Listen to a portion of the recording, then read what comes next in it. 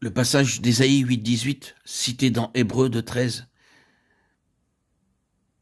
et mis dans la bouche du Seigneur Jésus, déclare « Me voici moi et les enfants que Dieu m'a donnés ». Hébreux 2,13. Il a repris le principe, et si vous regardez le contexte de ce passage dans Hébreux 2, vous voyez que les enfants conformes à lui tirent leur nature de lui-même. Maintenant, que signifie moi et les enfants que l'Éternel m'a donnés? Nous sommes des signes et des prodiges. Christ est-il un signe? Pourquoi dans l'évangile de Jean, tout ce qu'il faisait était un signe? Et quel était ce signe? Jésus a fait encore en présence de ses disciples beaucoup d'autres miracles, signes, qui ne sont pas écrits dans ce livre. Mais ces choses ont été écrites afin que vous croyiez que Jésus est le Christ, le Fils de Dieu, et qu'en croyant, vous ayez la vie en son nom. Jean 20, 30, 31.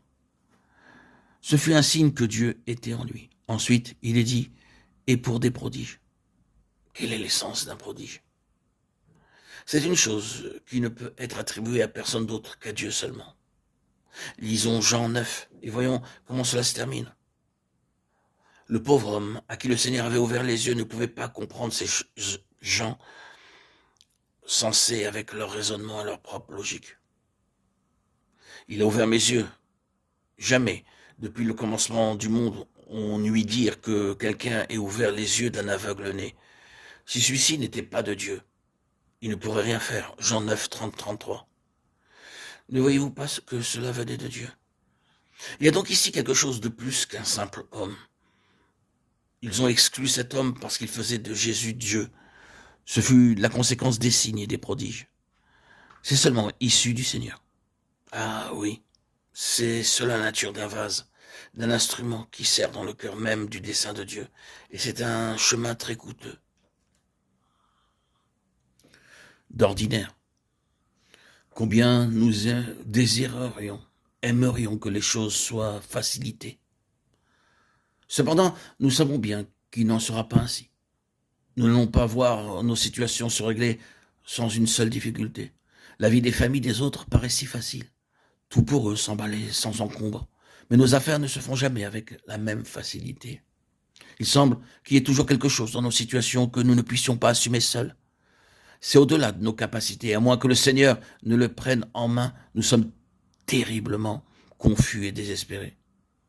Je me demande combien de gens peuvent accepter cela comme étant normal. C'est ainsi que cela devrait être et comment cela doit être, que le Seigneur nous aide. Et comme cela sera toujours si nous sommes réellement livrés sur la base que tout doit être de Dieu. Mais ne se pourrait-il pas, et j'en parle avec une certaine expérience, que le Seigneur essaie de nous dire à nous, pourquoi est-ce que vous ne capitulez pas devant la situation en prenant une attitude positive pour l'accepter? J'attends que vous le fassiez. Vous essayez de la modifier, d'y échapper, vous vous révoltez en luttant contre elle, et quand vous y êtes confronté, vous êtes frustré, car cela ne répond pas à ce que vous recherchez. Pourquoi est-ce que vous ne reconnaissez pas qu'une situation comme celle-là est absolument essentielle pour permettre mon intervention, afin que son résultat ne soit pas le fait de votre habileté, ni de votre aptitude, ni de votre flair, mais chaque fois par un miracle de Dieu? Ne devrions-nous pas regarder cela en face, nous qui sommes appelés à vivre dans un domaine où Dieu délibérément veut que nous demeurions sur la base de ses délivrances? Il ne nous est pas permis de marcher à un niveau qui serait commun et ordinaire. Mais cependant, il y a un danger. Nous ne devons pas devenir oisifs et nous asseoir simplement en attendant que le Seigneur fasse des miracles pour nous. Nous devons faire notre part autant que nous le pouvons et coopérer avec le Seigneur dans chaque aspect qui s'ouvre devant nous, de manière pratique.